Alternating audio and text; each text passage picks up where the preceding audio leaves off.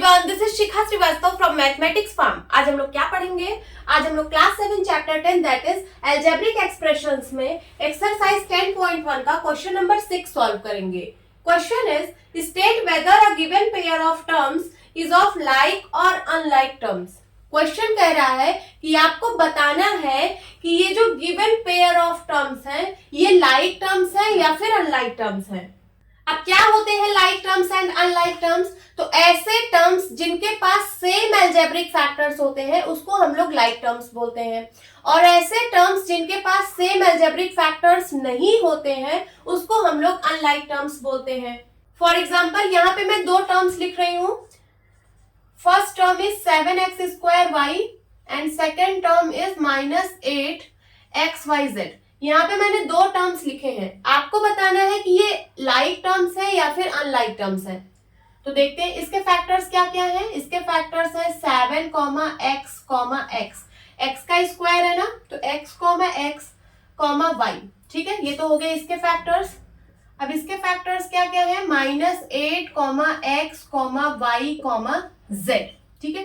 अगर मैं algebraic factors की बात करूं तो एल्जेब्रिक फैक्टर्स यही है। 7 को छोड़ दीजिए, 7 कांस्टेंट है, ये सब एल्जेब्रिक फैक्टर्स हैं।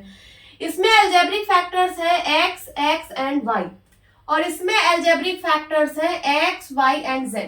तो क्या सेम है दोनों में? नहीं, दोनों में एल्जेब्रिक फैक्टर्स सेम नहीं है। इसका मतलब ये दोनों टर्म्स जो है वो अनलाइक टर्म्स है, ठीक है, अनलाइक टर्म्स। समझ में आया? तो ऐसे टर्म्स जिसमें एल्जेब्रिक फैक्टर्स सेम होते हैं वो लाइक टर्म्स होते हैं, और ऐसे टर्म्स जिसमें एल्जेब्रिक फैक्टर्स सेम नहीं होते हैं वो अनलाइक टर्म्स होते हैं। समझ में आया? इसको मैं इरेज कर रही हूं।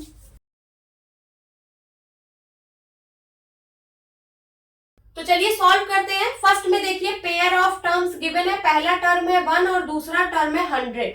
दोनों कांस्टेंट टर्म्स हैं, ठीक है।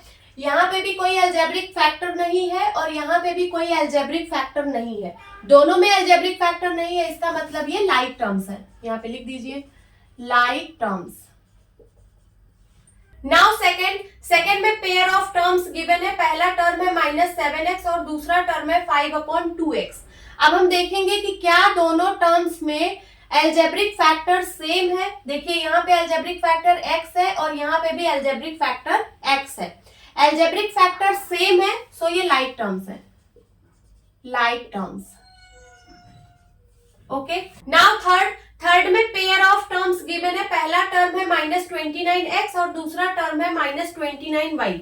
यहाँ देखिए पहले टर्म में अलजेब्रिक फैक्टर x है और दूसरे टर्म में अलजेब्रिक फैक्टर y है, ठीक है। टर्म्स में जो अलजेब्रिक फैक्टर है वो सेम नहीं है, इसका मतलब ये अनलाइक टर्म्स है, अनलाइक टर्म्स।